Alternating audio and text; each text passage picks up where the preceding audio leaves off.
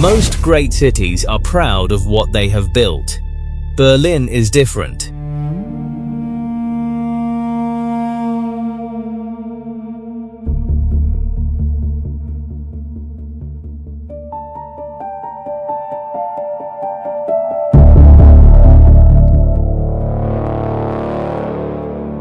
Most great cities are proud of what they have built. Berlin is different. Berlin is a city defined, more than almost any other on Earth, by what has been destroyed. Walk through it, and you are walking through the wreckage and the resurrection of the 20th century itself. Here is a bombed-out church, its shattered spire left broken on purpose. Standing right in the middle of the busiest shopping district in the west of the city, because the people decided its wound should never be hidden or repaired. A jagged, hollow tooth of stone among the glass and neon, kept as a warning. Here is a double line of cobblestones running through the streets for kilometers, across roads and squares and sidewalks, and even through the middle of a modern plaza, marking exactly where a wall once cut the city in half. A wall that split families, divided a nation, and became the frontier of the entire Cold War, running right down the middle of this one town. Here are small squares of polished brass set into the pavement in front of ordinary apartment houses, each one hand engraved with the name of a person who once lived behind that door and was dragged from it and murdered. Thousands of them across the city, so that you cannot walk far without stepping, quite deliberately, over the memory of a life.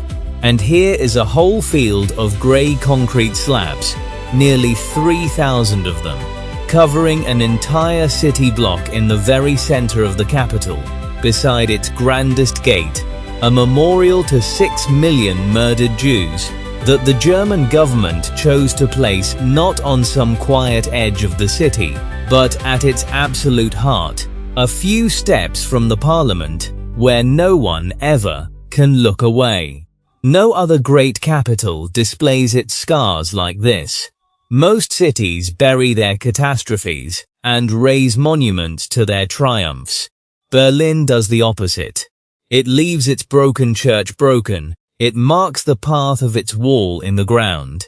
It builds monuments to its own worst crimes in its finest locations and turns its ruins into the truth it refuses to let anyone forget. And here is the thing that makes this city extraordinary. It should not still be here. In the 20th century alone, Berlin was the capital of a defeated empire, then the capital of the most murderous regime in human history, then bombed and shelled into a moonscape of rubble, then carved into pieces by the victorious powers, then cut in two by a wall for 28 years, its people separated at gunpoint. By any reasonable measure, this city was finished, over and over again, and every single time it came back. Not by pretending the destruction never happened, but by building something new directly on top of it, and often out of it. So here is one of the most haunted cities on Earth, a place soaked in the memory of war, dictatorship, division and genocide, that carries its history like an open wound. It will not let heal over. And here, in the same breath, is one of the most alive, most creative, most defiantly free cities on the entire planet. A place of wild art and all-night music and radical openness that draws young dreamers from every corner of the world. Both of those things are true at the same time. Neither one is an exaggeration, and that is the question this strange, scarred, magnetic city forces upon us. The question at the heart of everything you are about to see. What happens to a place that is destroyed, again and again, as completely as any city in modern history, and refuses, every time, to die? What does a city become when it decides not to hide its darkest history, but to build its whole identity on remembering it? Can a place be reborn so many times that rebirth itself becomes its soul? Come with us now to the banks of the River Spree, to a capital built on rubble and memory, and we will try to understand how one city came to hold so much of humanity's horror and so much of its hope in the same grey streets. This is Berlin. To understand Berlin, you have to start with an uncomfortable truth. This is not an ancient, glorious capital like Rome or Paris or Istanbul. Berlin was, for most of its history, a nobody. It began around 800 years ago as a pair of small, muddy trading towns on the banks of the River Spree, in the flat, sandy, marshy plains of northern Germany. A landscape with no mountains, no natural wealth, no obvious reason to become great. There was no gold here, no strategic mountain pass, no warm sea, just a river crossing in a cold, damp, unpromising land. For centuries, while the great cities of Europe blazed with cathedrals and universities and art, Berlin remained a provincial backwater, a small town in a minor region, of no importance to anyone. And that origin matters, because it means Berlin never had the deep, ancient foundations of the older capitals. It had no grand cathedral going back 1,000 years, no Roman Forum, no medieval golden age to look back on. It had to make itself from almost nothing by sheer will, and that is exactly what it did. The turning point came with a single ambitious family, the Hohenzollerns, who ruled the region of Brandenburg and made Berlin their seat. Over generations, through relentless discipline, thrift, military drive and administrative genius, they built their small, poor, sandy, scattered territory into the Kingdom of Prussia, and Prussia, against all the odds, became one of the great military powers of Europe. There is an old saying that most states possess an army, but the Prussian army possessed a state, and Berlin was its capital.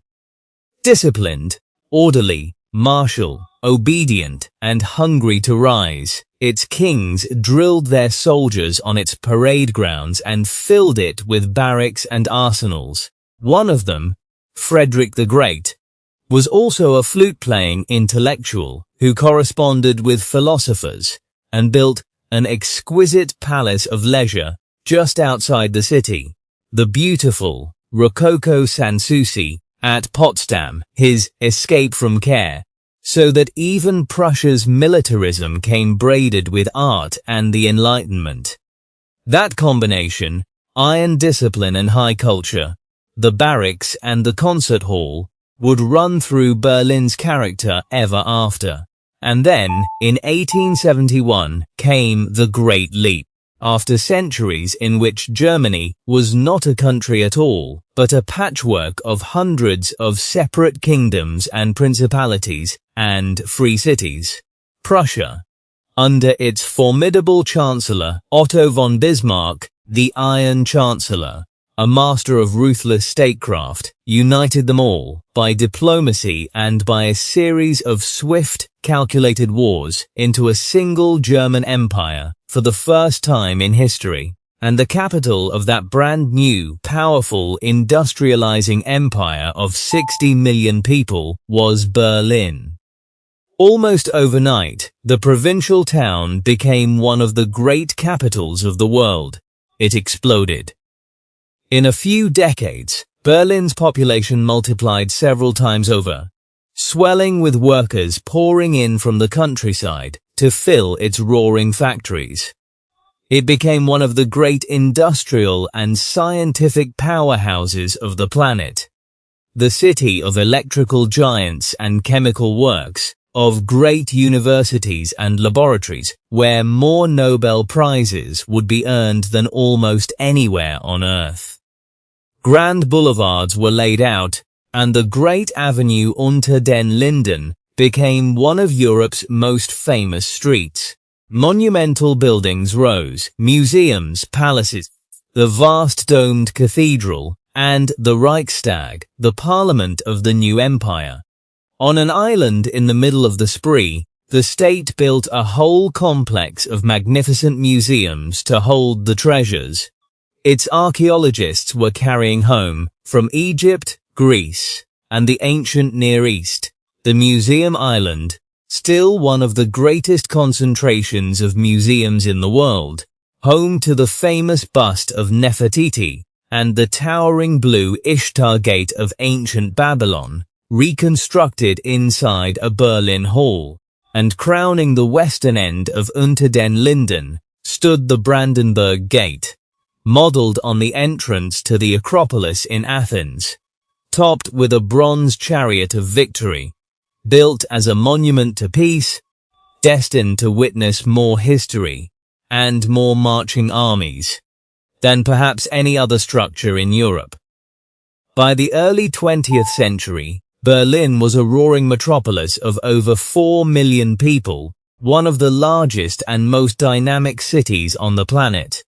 A place of dazzling energy, brilliant minds, grinding poverty, and boundless ambition all at once. Hold on to that image of a city rising fast and high, drunk on its own new power. Because pride like that in this particular century was about to lead somewhere very dark. The early 20th century was Berlin's first golden age, and it was dazzling, and it contained, already, the whole contradiction of the city. After the German Empire collapsed in the catastrophe of the First World War, Berlin became the capital of a fragile new democracy, the Weimar Republic, and in the 1920s, it erupted into one of the most creative, experimental, and hedonistic cultures the world had ever seen. This was the Berlin of legend, of avant-garde art and radical theatre, of pioneering film. The great studios just outside the city made Berlin the Hollywood of Europe, producing masterpieces of early cinema, of brilliant scientists including Albert Einstein, who did his revolutionary work here, of cabaret and jazz pouring out of smoky basements, of nightclubs that ran until dawn, of a sexual and social freedom decades ahead of its time. The city had the world's first gay magazines and a famous institute for the scientific study of sexuality. Its cabarets were sharp, political, and outrageous. Its artists tore up every rule. Berlin in the 20s was electric, wild, brilliant, and free, a place where anything seemed possible and everything was being tried at once. It was, in its way, the first version of the creative, boundary-pushing city that Berlin would become again, much later, at the end of the century. The parallel is almost eerie. Twice now, this city has become the most free and creative place in Europe, and both times it grew out of chaos and collapse. But that golden age was built on unstable ground, on the humiliation of a lost war, a shattered economy, and hyperinflation so extreme that in 1923 the currency became almost worthless overnight, and people carried their wages home in wheelbarrows, and burned banknotes for heat because the paper was worth less than the fuel it could buy. Beneath the glitter, society was tearing itself apart between political extremes, communists and nationalists fighting in the streets, a democracy with too few defenders. The brilliance and the desperation were two sides of the same coin. And into that desperation stepped the darkest force of the 20th century. In 1933, Adolf Hitler and the Nazi Party took power, and Berlin, the capital, became the command center of the Third Reich. The wild, free, creative city was crushed almost overnight.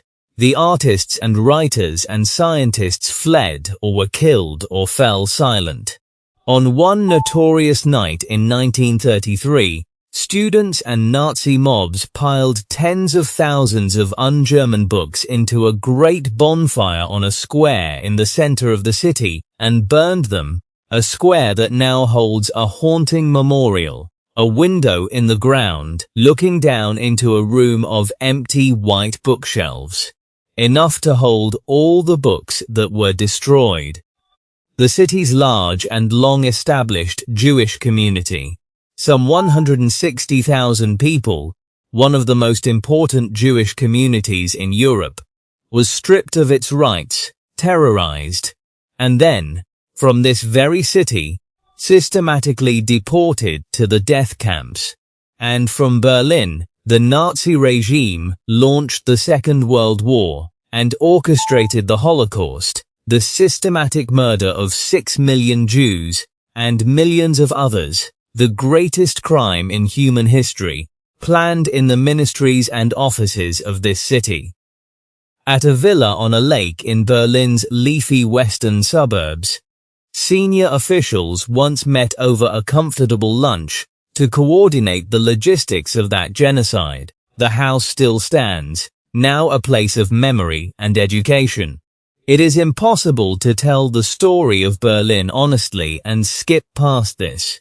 For 12 years, this was the capital of a regime of almost unimaginable evil, one that murdered on an industrial scale and plunged the whole world into a war that killed tens of millions. And Berlin has spent every year since then reckoning with that fact, not hiding it, not softening it, but facing it, publicly and permanently, in a way few nations have ever done with their own darkest history. That reckoning is the key to understanding everything the city has become.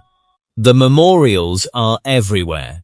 The brass stones in the pavement, the field of concrete slabs, the preserved sites of terror, all of it is a deliberate national decision never to look away. Out of the deepest guilt came the deepest commitment to remember, and that, as much as anything, is modern Berlin's foundation. And then came the reckoning, and the near-total destruction. By the final years of the Second World War, Berlin was a primary target of the Allied bombing campaign, pounded night after night from the air. And in the spring of 1945, as the war ground to its end, the Soviet Red Army fought its way into the city itself in one of the most colossal and horrific battles of the entire war, the Battle of Berlin. Street by street, building by building, the city was fought over and shelled into ruin. Hitler killed himself in a bunker beneath the shattered capital. And when the guns finally fell silent, Berlin was a wasteland. The scale of the destruction is hard to imagine. Much of the city was rubble, mile after mile of hollowed out, roofless, burned buildings and mountains of broken brick. An estimated 600,000 apartments destroyed, the city's population fallen by more than half from its wartime peak, through death and flight and evacuation. The famous images from 1945 show a lunar landscape of debris stretching to the horizon, the great monuments smashed, the Reichstag a burned shell, the Brandenburg Gate standing scarred and lonely amid the wreckage. And through that landscape moved the Trümmerfrauen, the rubble women, lines of women who, with the men dead or captured, cleared the ruin by hand, passing baskets of brick from person to person, chipping the old mortar off each brick so it could be used again, salvaging a city one stone at a time. So much rubble was cleared that it could not be carted away. Instead, it was piled into great artificial hills on the edges of the city, which were then covered in soil and grass and trees. Berliners today picnic and sled and fly kites on green hills that are, underneath, made entirely of their shattered city, a whole landscape built from the wreckage of the war. It is Berlin in a single image, the ruin not erased, but transformed and lived on top of. Berlin, the proud imperial capital, the wicked Nazi metropolis, had been reduced to one of the largest fields of ruins on the face of the earth. This is the first great death of modern Berlin. And here is where the city's whole character begins, because from this rubble, it would have to be reborn. But it would not be reborn as one city. It would be reborn as two. The victorious powers, the United States, Britain, France, and the Soviet Union, divided defeated Germany between them. And they divided its capital, too. Berlin was carved into 4 sectors. But Berlin sat deep inside the Soviet-controlled eastern zone of Germany. And as the wartime allies became Cold War enemies, the city became the single most dangerous flashpoint on Earth. The place where the democratic West and the communist East pressed directly against each other. Face to face, in the same streets. The tension was almost unbearable, and it produced crisis after crisis. In 1948, the Soviets tried to force the Western powers out of the city entirely by blockading West Berlin, cutting off every road, every railway, every canal, all the land routes that brought food and coal and supplies into the western sectors, trying to starve 2 million people into submission and swallow the whole city. It was one of the first great confrontations of the Cold War, and it could easily have become a shooting war. The West responded with one of the most extraordinary feats of the century, the Berlin airlift. Unable to break the blockade on the ground without starting a war, they supplied the entire western half of the city by air, plane after plane after plane, landing every few minutes, day and night, in all weather, for nearly a year, carrying in everything a great city needs to live. Food, medicine, and above all coal, flown in by the ton, to heat the city through the winter. The pilots even dropped little parachutes of chocolate and sweets to the children waiting by the runways. In the end, the airlift flew in more than 2 million tons of supplies. And the Soviets, unable to stop it, and unwilling to shoot the planes down, gave up and lifted the blockade.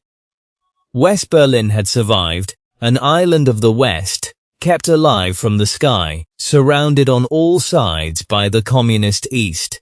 That drama fixed Berlin's Cold War identity for the next 40 years. The frontier city, the place where the whole global struggle between freedom and communism was concentrated into a few square kilometers. And then, on a night in August 1961, the division became concrete, literally. For years, East Germans had been voting with their feet, fleeing to the free West through the one gap in the Iron Curtain that remained, the open border in the middle of Berlin. Millions had already gone, and they were often the young, the skilled, the educated. The East was bleeding to death. So to stop the flood, the East German government sealed the border overnight and began to build a wall, the Berlin Wall. It began as barbed wire strung across streets in the dark and hardened, over the years, into a monstrous system.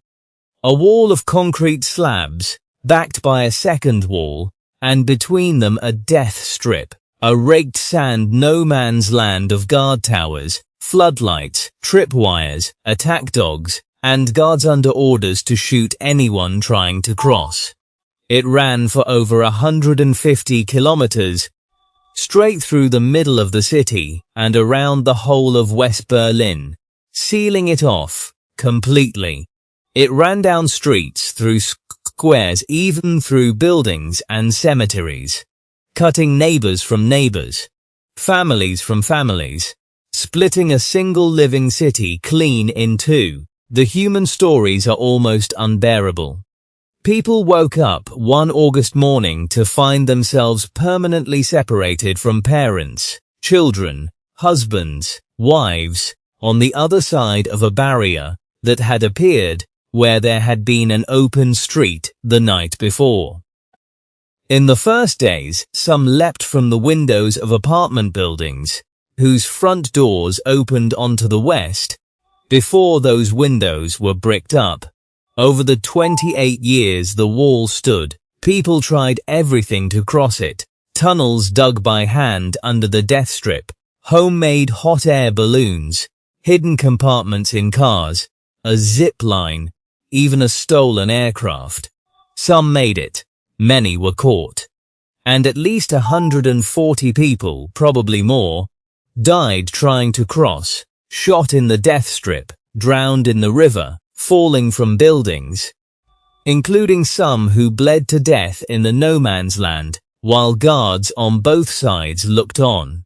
One of the most haunting was a young man shot trying to climb the wall in its first year, who was left to die in full view of the world's press, becoming a symbol of the whole cruelty of the thing.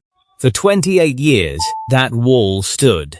West Berlin became a strange, vibrant island of Western freedom, 160 kilometers inside communist territory, subsidized by the West to keep it alive and defiant, and precisely because it was so cheap, so strange, so exempt from the normal rules, and because living there excused young West German men from military service, it became a magnet for artists, radicals, draft dodgers, and dreamers.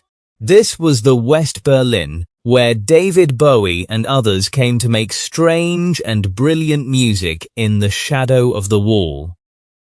East Berlin, meanwhile, was the showcase capital of the communist German state, a world of grey planning and monumental socialist boulevards, of chronic shortages and constant surveillance, where the secret police, the Stasi, built one of the most all-pervasive systems of spying on its own citizens in human history, with a vast network of informers so dense that people learned to guard their words even at their own kitchen tables.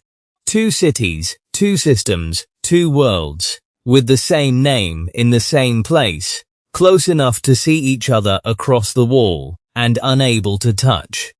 Hold that wall in your mind, because we are about to watch it fall, and the way it fell, and what grew out of the empty space it left behind, is the beating heart of the Berlin you can visit today.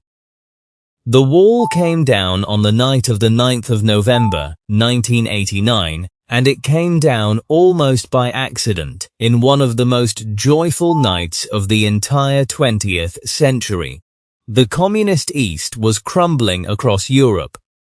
In Berlin, and especially in the city of Leipzig to the south, ordinary people had been gathering in growing numbers, often starting in churches, holding candles, marching peacefully for freedom, week after week, until the crowds were too vast to crush. It was a peaceful revolution. And then, on that November night, a confused East German official, fumbling through a press conference, mistakenly announced that the border was open. Effective immediately, the news flashed across the city, and Berliners, east and west, simply walked to the wall and demanded to be let through. The overwhelmed guards, with no orders to shoot and no idea what to do, and faced with crowds growing by the minute, finally raised the barriers, and the people poured through. They climbed onto the wall that had divided them for a generation, up onto the very top of the death strip where crossing had meant death an hour before. They embraced total strangers from the other side. They wept. They danced on the wall. They opened bottles of sparkling wine and sprayed them into the crowds. They took hammers and chisels, and soon whole crowds of wall woodpeckers, chipping away for souvenirs and for joy, to the concrete, and began, with their own hands, to tear down the most hated wall on earth. Trabant cars, the little smoking two-stroke cars of the east streamed through the checkpoints into the west, honking, showered with flowers, and welcomed by cheering West Berliners. Families and friends separated for 28 years found each other in the crowds, in scenes of weeping disbelief. It remains one of the great images of human freedom in all of history, a whole city tearing down its own prison wall in a single euphoric night, without a shot fired, without a life lost. It is worth pausing on how it happened, because it matters. The wall did not fall because an army knocked it down, or because a government decreed it. It fell because ordinary people, in Leipzig, in Berlin, across the East, had gathered, week after week, in growing peaceful crowds, holding candles, filling the churches and then the squares, refusing to be afraid any longer, until the regime that ruled by fear simply lost its power to frighten. It was a revolution won by courage and patience rather than by violence. Within a year, on the 3rd of October 1990, the two Germanys were formally reunited into one, and Berlin, whole again, was chosen once more to be the capital of a united, democratic Germany, a decision that itself carried enormous symbolic weight. A bet that the city of so much darkness could become the capital of something better. That was the third rebirth. And it left behind something no one expected, an enormous amount of empty space, right in the heart of a European capital. And out of that emptiness, a whole new Berlin would be born. Because here is what happened after the wall fell, and it is the key to the Berlin of today. Suddenly, the center of the city, the old death strip, the abandoned no man's land, and vast stretches of the neglected, crumbling east was simply empty. Whole districts of grand old buildings stood vacant. Factories, power stations, warehouses, even bank vaults, abandoned by the collapsed communist state, sat open and unused. Rents were almost nothing. And into that vast, cheap, empty, lawless space poured a generation of young people from all over the newly opened East, from the West, and soon from all over the world. Artists, musicians, squatters, dreamers, misfits, looking for room to create and to be free. They found it, and what they built in those abandoned spaces changed global culture. In the empty power stations and factories of the former East, they started throwing parties, illegal, all night, pounding parties built around a new kind of electronic music that had drifted over from Detroit and Chicago. Techno. In the raw, dark, industrial ruins of the divided city, techno found its perfect home. One of the first legendary clubs opened inside the vault of a bombed-out department store, its dance floor literally in an old bank's safe deposit chamber, the sound pounding off steel walls that had once guarded gold. Another took over an abandoned power station. There were no rules, no closing times, no dress codes, no judgment. In a city that had been split by ideology for decades, the dance floor became neutral ground, a place where East and West, and eventually people from everywhere, could lose themselves together in the dark, for hours, for a whole weekend, until Monday morning and beyond. The city, uniquely, simply let it happen. It never imposed the strict closing times of most cities, so a night out in Berlin can begin at 2 in the morning and end sometime the next afternoon. That scene grew into a global phenomenon, and it is now woven so deeply into the city's identity that in 2024, Berlin's techno culture was officially recognized as part of Germany's intangible cultural heritage, a nightclub scene, protected and honored like a cathedral, a craft, or a folk tradition. The most famous of the clubs, housed in a cavernous former power plant, has become a near-mythical temple of the scene, legendary the world over for its enormous sound, its marathon parties that run for days, and its famously severe, unpredictable, silent door, where a bouncer's glance decides your night and no one is ever told why. Whole industries of myth and pilgrimage have grown up around it. But the clubs are only the loudest expression of something broader. That same post-war energy, cheap space, few rules, radical openness, made Berlin, for a generation, the creative capital of Europe, a magnet for artists, writers, filmmakers, designers, and, eventually, tech startups. A place where a young person with no money and a big idea could still afford to come and make something real. A mayor once summed up the city's whole spirit in a phrase that stuck to it forever. Berlin, he said, is poor but sexy, broke, unglamorous, unfinished, a little bit broken, and precisely because of that, free and alive and creative, in a way the polished, expensive, buttoned-up cities of the world had forgotten how to be. There is a deep irony here, and it is very Berlin. The clubs that became the symbol of the city's freedom rose in the exact spaces its history had emptied. The death strip, the abandoned East, the ruins of a failed state. The dance floors where the world now comes to feel free sit, quite literally, on the ground where a wall once trapped a people. The city took the physical wreckage of its own darkest chapters and turned it into a stage for joy. That transformation, ruin into freedom, prison into party, wreckage into art, is not a side story in Berlin. It is the whole story, told in one more key. To feel that spirit, you have to walk the city's districts, its Kieze, as Berliners call their neighborhoods, because Berlin is not really one city, but a loose collection of very different villages, each with its own character, sewn together by the river and the rails.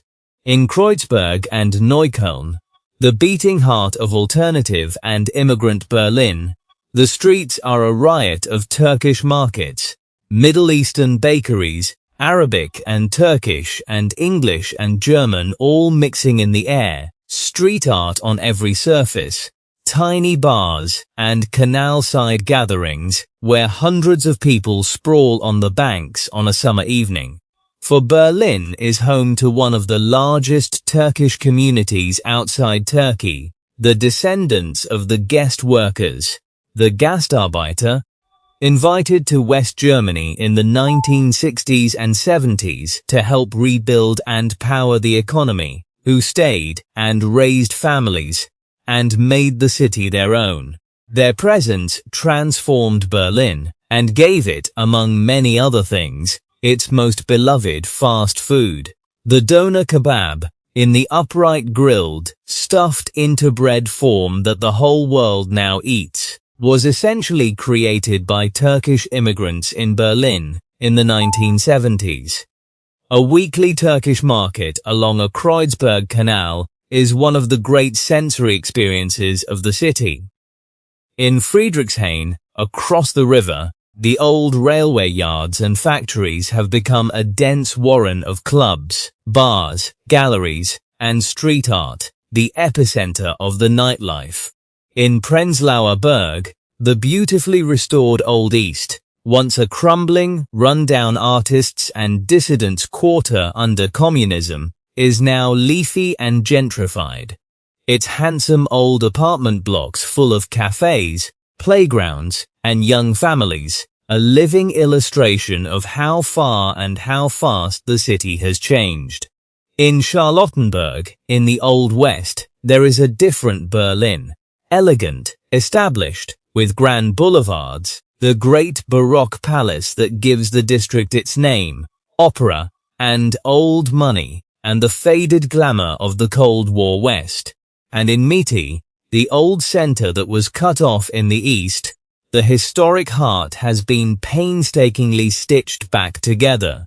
its grand avenues and museums and squares restored, the government quarter rising in gleaming new architecture on the old scar of the wall. Each of these worlds has its own accent, its own crowd, its own pace, and Berliners are fiercely loyal to their keys, often living their whole lives around one square and one set of streets.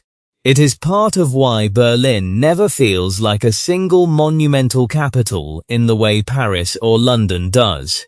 It feels like a vast, loose, argumentative federation of villages, still in the process of deciding what it wants to be, which of course it always has been. And everywhere there is drinking, but in a particular, deeply Berlin way. This is not a city of showy cocktail lounges or velvet rope glamour. It is a city of the corner bar, the Eckkneipe, open impossibly late and welcoming to everyone. Of the Spatty, the little late-night corner shop where you buy a cold beer to carry and drink as you walk, entirely legally, through the streets and the parks. Of the beer garden under the chestnut trees, where strangers share long wooden tables over a liter of cold beer on a summer evening. Of a glass of beer with a cheap, glorious paper tray of currywurst, the sliced sausage drenched in curried ketchup that is the city's true native dish, invented by a Berlin woman in the hungry years just after the war, and beloved at street stands ever since. There is even a museum devoted to it. Drinking in Berlin is not an event to dress up for. It is a texture of everyday life, unhurried and unpretentious, as likely to happen on a park bench or a canal bank or a friend's stoop as in any bar. It suits the city's whole character, informal, tolerant, a little rough around the edges, cash only and slightly grumpy, and completely unbothered by what anyone thinks of it, because that is the deepest thing about Berlin's culture, deeper than the clubs or the beer or the art. It is the tolerance, the sense, hard-won from a history of terrible intolerance, that here you can be whoever you are. A city that once persecuted people for who they were has become, in reaction, one of the most accepting places on earth, a refuge for the different, the queer, the artistic, the outsider, from all over the world. The freedom you feel in Berlin is not an accident. It is the exact opposite of its own darkest history. Freedom built deliberately on the memory of its absence. And woven all through this living city are the landmarks where its history actually happened. Not roped off relics, but working parts of the streetscape. So that a walk across central Berlin is a walk through the whole 20th century. There is the Reichstag, the Parliament building, burned in 1933 in the fire the Nazis used as a pretext to seize total power, then wrecked in the Battle of 1945, then left as a scarred ruin for decades on the very edge of the death strip, and then, after reunification, brilliantly restored and crowned with a vast glass dome, open to the public, so that citizens can climb a spiral ramp above the debating chamber and look down on their elected representatives at work.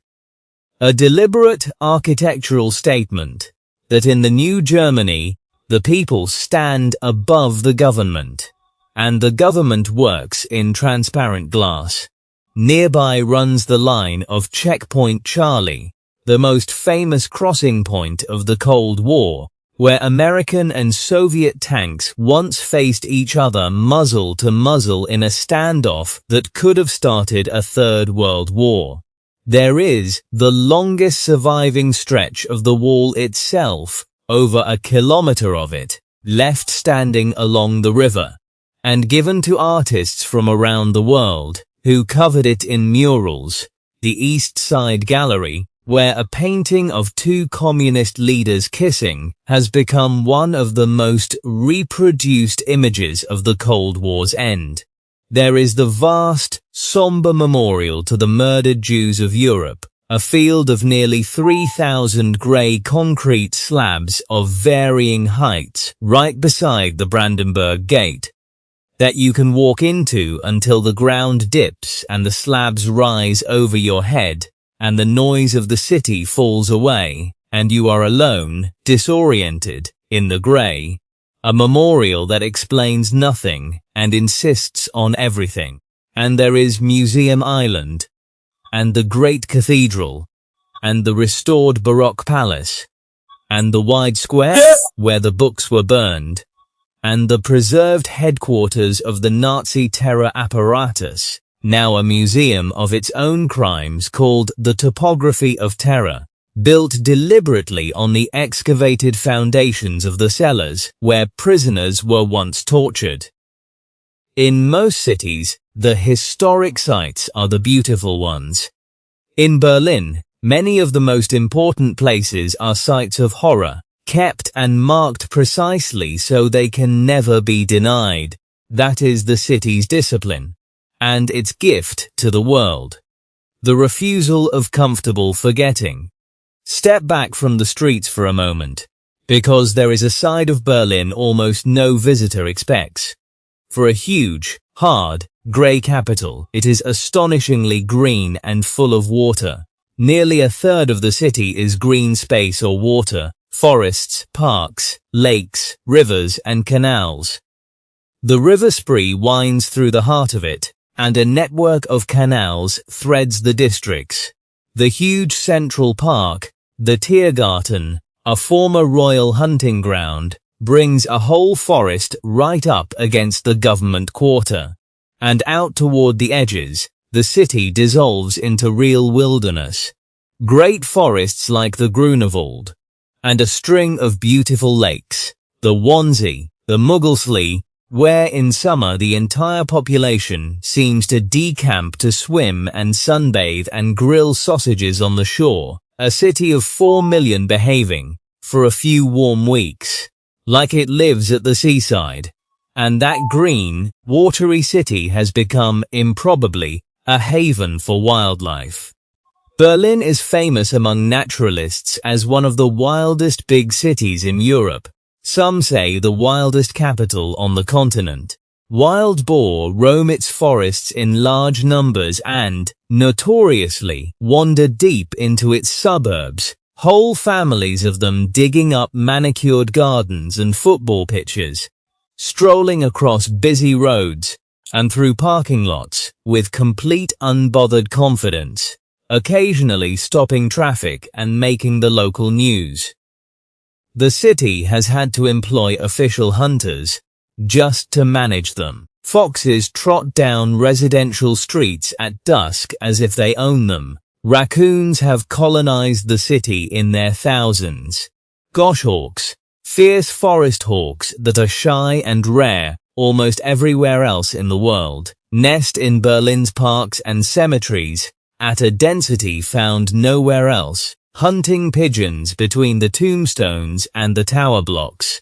Beavers have returned to the canals, nightingales sing in the parks, and in the lakes swim pike and perch, and the occasional otter. There is something deeply fitting about it, that in this city built and destroyed and rebuilt so many times by human hands, the wild has quietly moved back in, reclaiming the parks, and the forgotten corners, and the overgrown edges. Nowhere is that clearer than along the old route of the wall. For decades, the death strip was a sterile, deadly no-man's land. But it was also, by accident, a long, undisturbed ribbon of open ground running through the heart of a huge city, where nature crept in unseen. When the wall fell, much of that strip, left to itself, had become an unexpected green corridor, alive with wildflowers and birds and small creatures, and stretches of it have been deliberately preserved that way. A thin green scar of life, running along the line of the old division. Even here, in the grey capital of the 20th century's darkest history, Life pushes back up through the concrete. Nature, like Berlin itself, insists on coming back. It is the city's own story told in another language. Out of the deadliest ground, something living.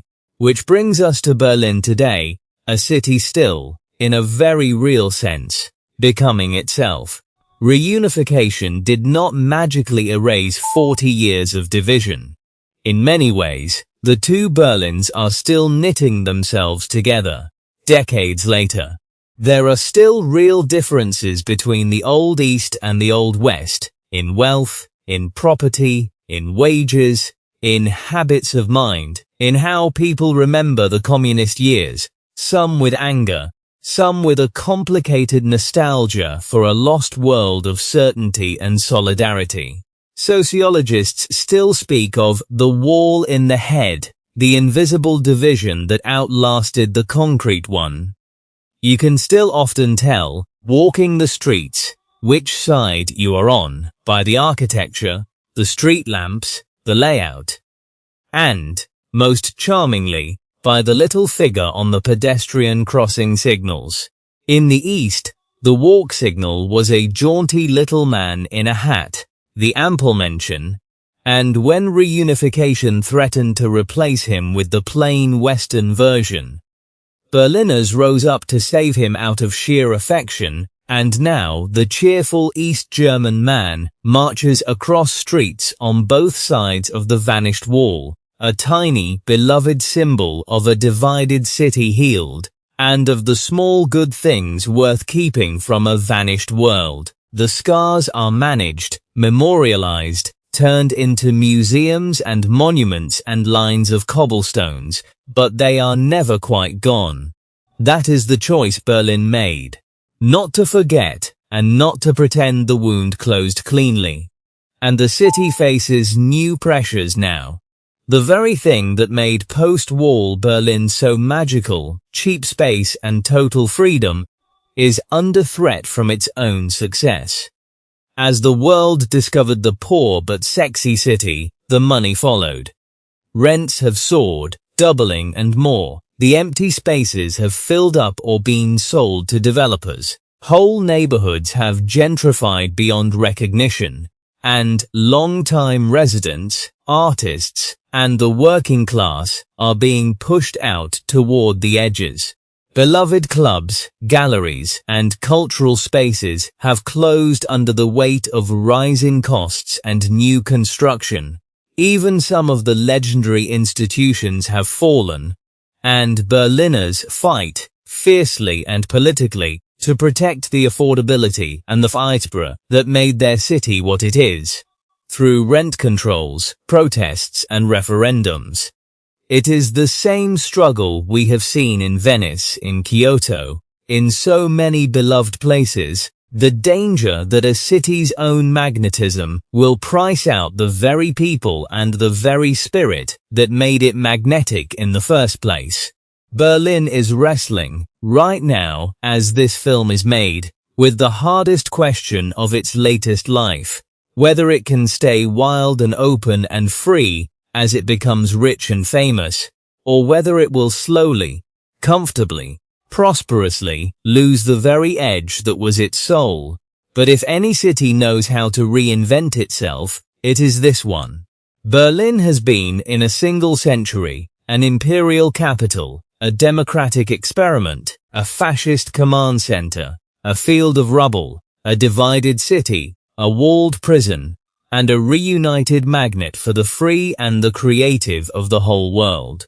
It has died and been reborn more times, and more completely, than almost any city in modern history. Reinvention is not something that happens to Berlin. Reinvention is what Berlin is. So stand at last at the Brandenburg Gate as the evening comes on, where so much of this history ran straight through the stone. This gate has seen all of it. It has watched Prussian armies march beneath it in triumph, and Napoleon carry off its chariot as loot, and the Nazis parade through it with torches, and the Red Army raise its flag over the ruined city beside it. For 28 years it stood marooned in the death strip, walled off, unreachable. The very symbol of a divided city, with the wall running right in front of it. And on that November night in 1989, it stood over the crowds who danced on the wall and tore it down. Today it opens onto a square full of life, of tourists and street performers and Berliners cycling home, with the government of a free and united Germany meeting a few hundred meters away in a parliament building crowned with a great glass dome that anyone, any citizen, can climb and look down, symbolically, on their own representatives below. None of it is finished. The city is still healing its divisions, still fighting to keep its freedom affordable, still arguing about how to carry its terrible history into the future without being crushed by it. The Berlin of tomorrow is not decided. It never is here. This is a city permanently under construction, permanently becoming something else, permanently unfinished. And it has made a kind of peace with that, because being unfinished is the only state it has ever really known. But this is what endures, and it is the thing to carry away from this grey and luminous city. Berlin is proof of something almost defiant about human beings. That a place can be destroyed as utterly as any city in the modern world, bombed to rubble, split in two, stained with the worst crime in history, and still, somehow, choose life. Not by forgetting what happened, by remembering it deliberately, in brass stones and broken spires and fields of grey concrete, and then building, on top of all that memory, something joyful and free and new. The broken church still stands in the shopping street, refusing to be repaired. The line of cobblestones still runs where the wall once cut the city in half. And all around them, the city dances and drinks its beer in the park and makes its art and welcomes the strangers of the world, alive and free and reborn on the ruins of everything that tried to destroy it. Take a breath. Stay a while. The lights will come up over the Brandenburg Gate whether the city ever decides what it wants to be or not. This has been Where on Earth. Thank you for watching, and until the next journey.